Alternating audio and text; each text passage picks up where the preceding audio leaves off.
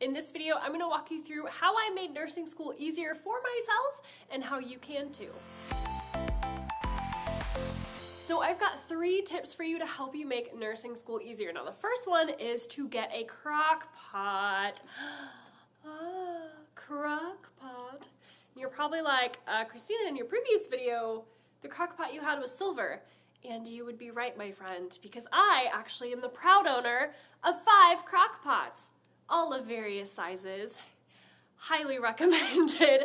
My family would not eat if we did not own 5 crock pots, or at least 1 through nursing school. Because really, it's set it and forget it for dinner time. So when we're talking about making nursing school easier, I cannot talk highly enough about how important it is to get a crock pot. Seriously, friend, you will thank me later. Now, tip number 2 on how to help make nursing school easier is to actually ask for and accept help from other people.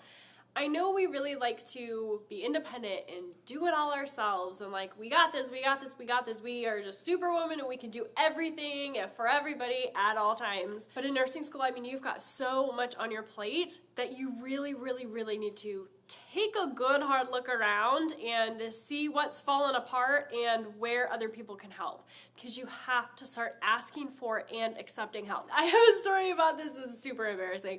I was at the grocery store with Daniel. At this time it was a few months ago, so he was more of a baby than he is now. He's still my baby, but he's like a toddler now. And I had him in his carrier, front carrier, so I was wearing him. So he was like strapped to me. So I'm going through the grocery store and, getting all this stuff. And we're in the checkout lane. And I'm like on this cart full of groceries. And I have Daniel strapped to the front of me. And I'm like literally like bending down into the cart to like grab all these cans and all this stuff, like a whole cart full of like heavy groceries. And the guy behind me was like, "Can I help you out there?"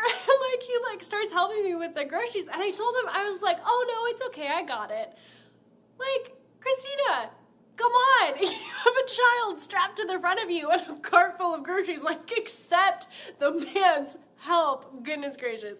I have no idea why I said that. I feel like it was like a reflex, if someone asks for help, we're like, "Oh no, it's okay, we got this." If someone asks for help, we're like, no. If someone asks to help us, we just as a reflex, right? We just say, "Oh no, we got this, we're cool, we can do everything."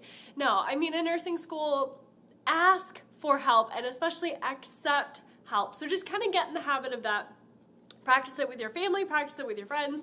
If you see an area in your life that's kind of fallen apart, like your house is a disaster or the dishes are not clean or, something's going on with the kids, ask your husband, ask your parents, ask a friend to help with those things.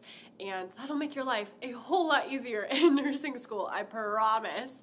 So get in the habit of asking for and accepting help during nursing school. Now, the third tip that I've got for you is to actually plan things.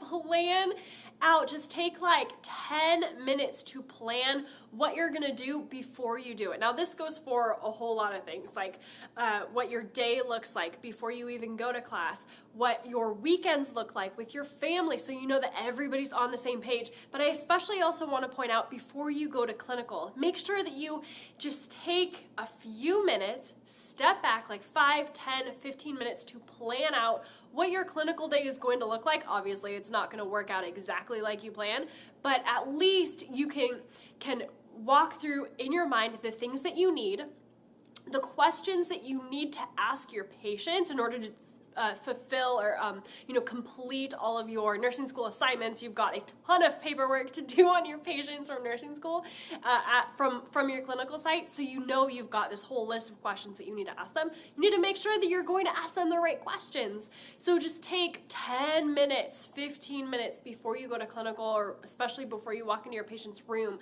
to plan out what you're going to say, what you need to bring and what you need to do to really just make it so much easier once you get there. So plan out your weekends with your family, plan out your days at school. What do you need to bring? What books do you need to have in your car? What do you need to bring? A change of clothes? Do you need to bring your clinical clothes? You know, if you're going from lecture to clinical right after, make sure that you pack your clinical clothes. You know, it's super important. Just plan out what's going to happen next in your day. It's going to make it so much easier for you. There were so many times in nursing school where we did have clinical after. I had to go to clinical after school, but I would forget my clinical stuff. So I'd like go back home, or I would forget lunch and I'd go back home and then go back. And it just takes a lot of time when you're not thinking about and planning for what you need to do that day when you have to backtrack. It just wastes a whole lot of time. And I especially remember, this is super embarrassing. Maybe you've been through this too, or will go through this. So my first semester, my first term in nursing school, we had to learn how to assess a patient, right? Do a full head-to-toe assessment. That is so terrifying. I don't think I need to tell you, like, how your body reacts the first time you're in nursing school and you have to go assess a patient. I don't think I could, like, talk or breathe. It was terrible. I was so nervous. It was ridiculous. So it's, of course, in a long-term care facility, and the patients are so sweet. Thank goodness. Oh my gosh, they were so nice. And because it takes us forever to get through our head-to-toe assessment because I didn't plan for it, right? I walked into the room, asked a few questions, thought I was doing awesome, and then you go back, write all the stuff down that you just asked them, you know, because you don't want to write stuff in the room. You like brain dump and you realize you forgot like 3/4 of everything you needed to ask. And so what did I do? I went back into the room and then did the same thing, tried to remember things, but you forget stuff. So it just takes you forever to get through your head-to-toe assessments when you do them the first few times, or the first maybe 50 times. Give yourself a break. So make sure that you're planning what you need to say to your patients, what you need to bring, and what you need to do before you walk into their room. So that's just a huge tip for you. Just do it. Just take 10 to 15 minutes and plan out your day. So I hope these 3 tips help to make nursing school way easier for you like they did for me. Leave me a comment below and let me know what your #1 tip is to make nursing school easier. If you're doing something else to make it a little bit more of a breeze than it would be otherwise, let me know down in the comments and we'll chat about it. I'd love to hear from you. And I will see you in the next video. Take care.